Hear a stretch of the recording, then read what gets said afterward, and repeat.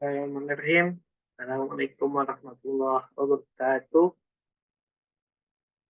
Alhamdulillah, nahmaduhu wa nasta'inuhu wa nastaghfiruh wa na'udzu billahi min shururi anfusina wa min sayyiati a'malina.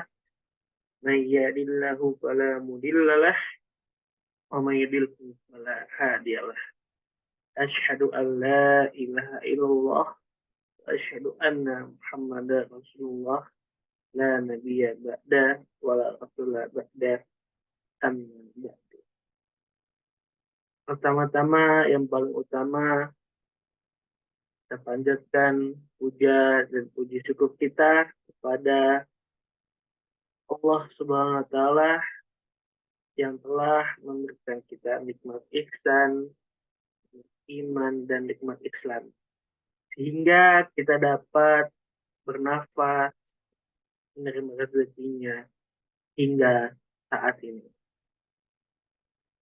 Yang kedua, tak lupa kita panjatkan, kita latunkan sholawat kepada baginda besar kita, baginda Rasulullah Shallallahu Alaihi Wasallam, yang mana beliau telah membawa kita dari zaman gelap hingga zaman terang benderang seperti saat ini.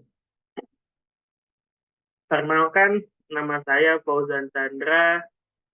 Dengan video ini saya akan menyampaikan ceramah yang bertujuan menyelesaikan tugas dari PKD 2.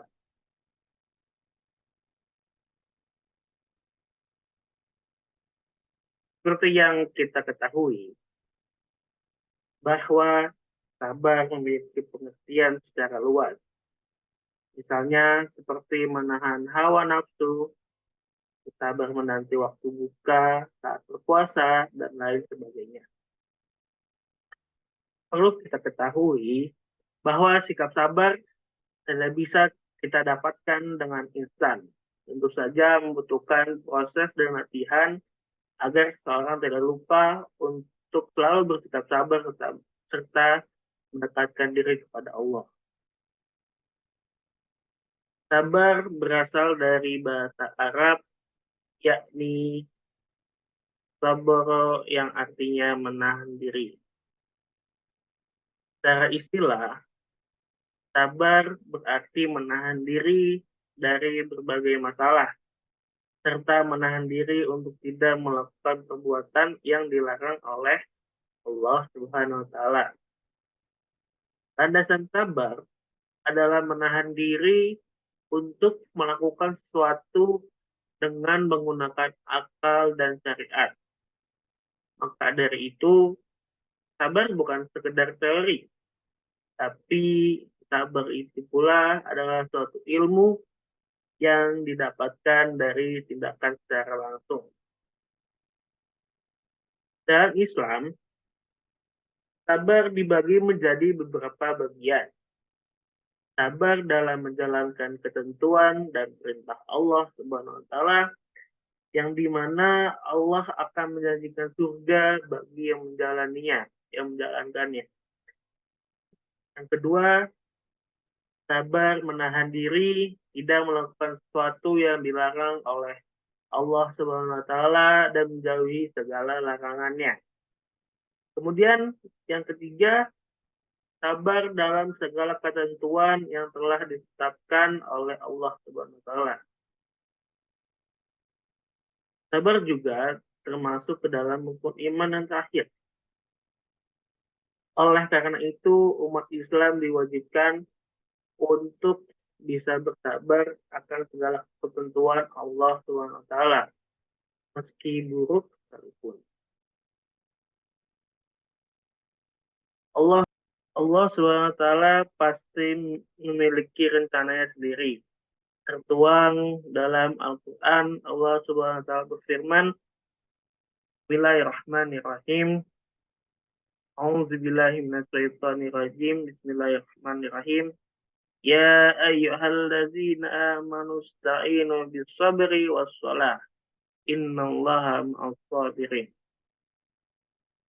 Yang artinya, wahai orang-orang yang beriman, Mohonlah pertolongan kepada Allah dengan sabar dan sholat.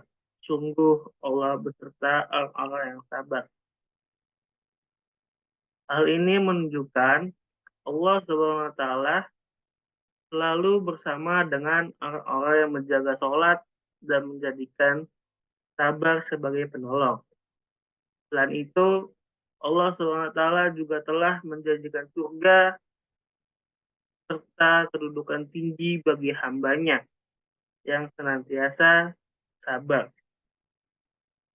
Untuk orang yang berusaha sabar, maka akan mendapatkan pahala. Hal ini sebagaimana sesuai dengan firman Allah dalam surat Al-Quran Al-Baqarah ayat 153. Pada surat tersebut yang menjelaskan bahwa Allah akan pertolongan, berikan pertolongan untuk orang-orang yang sabar. Oleh karena itu, semua umat perlu berusaha bersabar dalam menyikapi berbagai masalah kehidupan saat berusaha bersabar. Maka saat itulah Allah akan memberikan rasa damai untuk umatnya. Mungkin hanya sekian dari ceramah yang saya sampaikan. Mohon maaf jika ada kesalahan kata. Kesalahan itu datang dari saya sendiri dan kelebihan itu datang dari Allah Subhanahu wa taala. Mungkin sekian, wabillahi taufiq wal hidayah. Wassalamualaikum warahmatullahi wabarakatuh.